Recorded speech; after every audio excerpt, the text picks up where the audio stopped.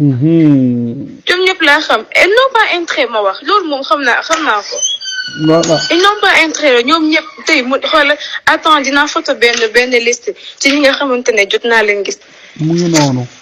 su ma la ko waxee sax je vais pas m'en croire. ñii di ay doomaraam moo tax ils n'ont pas intérêt parce que dañoo foog ne une petite gamine lañ nekkal boo xamante ne xamul dara dof la et tout ça te xamuñu lépp lu ñuy def xam naa ko dama leen bàyyi ci biir rek.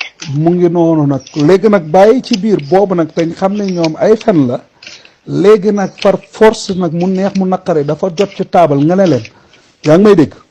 terrain bi soxlawuma ko dama bëgg ngeen jox ma tabax pour sama famille.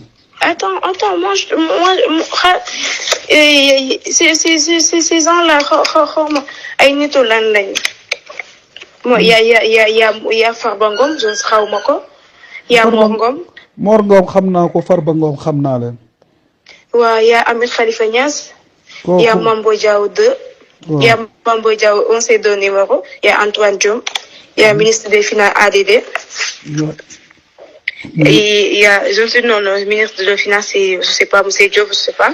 Il y a Pape Samba Diop, Peter Ladjouf, commandant Birima Fall.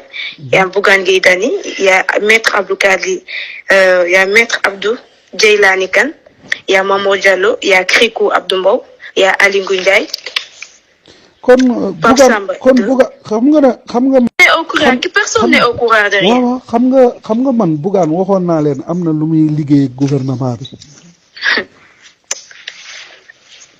xam nga waxoon naa ñii moo tax ma ne la seen góor dina daan te su ma ñëwee liste bi yow laa koy dénk nga teel ma ko ba au bon moment. lépp loo am ci secret dama lay wax. dama koy yóbbu dama ko bàyyi sax bàyyi fii ñuy vérifier di ko gis ñi ay doomu xaram ne. lépp loo am ci secret mooy sa ngànnaay yow suñ la bëggee sànq wala ñu bëgg laa rey man xam naa ne suñu mujjee ak yow dañ lay bëgg a rey.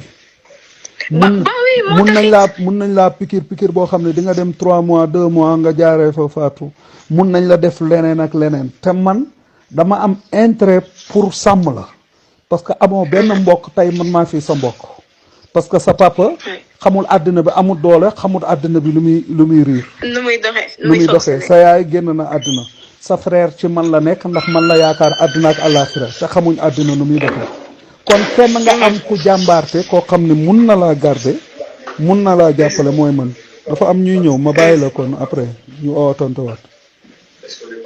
non ñu duñ sax ay nit. gis nga Bougane mu ngi liggéey ak ñoom ci suuf gis nga loolu. ah bah oui.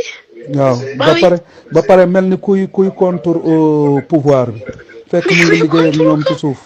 contre que le mec saa yu demee point yu muy am yëpp da koy sewtiwaat. waaw. ay on lui donne de l'argent pour que mu liggéey day liggéey. day def liggéeyam. ñoom ñoo ko ay complice la lobby la ci biir lobby yi ñu ngi noonu. ñi ay doomu xaraam moo tax ma ne xam naa lu bëri te des fois dama leen koy wax. j'en sais trop xam naa lu bëri. mu ngi noonu nag léegi nag loolu nga xam yow da ngay nekk innocent ci kanam seen kanam waaye léegi fëggal taabal. loolu lay joué te pourtant ci innocent boobu nag ci lay doon ñu jàppee ma dof na ku nekk di ñëw ku nekk di wax ma bàyyi leen mais ñii de seen carte sur table jeex na. lépp ñii lu ñu doon def yëpp jeex na. parce que léegi on va jouer carte sur table. léegi suñ xamee ne yow. yeewu nga rek amatul loolu amatul neexal amatul ay neexal nekk fi di yaru wala di wane ne dama yaru wala innocent alors que loolu yëpp gëwuma si dara benn doomam. dañuy jël nit ñi. am naa buy dox comme ñoom ñëpp ñun ñëpp a yem. ak ma ne la ay affaire yaru fii nekk nag mel ni ko xamul dara alors que dem naa ba dëkk yooyu laay bàyyi dootuma ko defati kenn.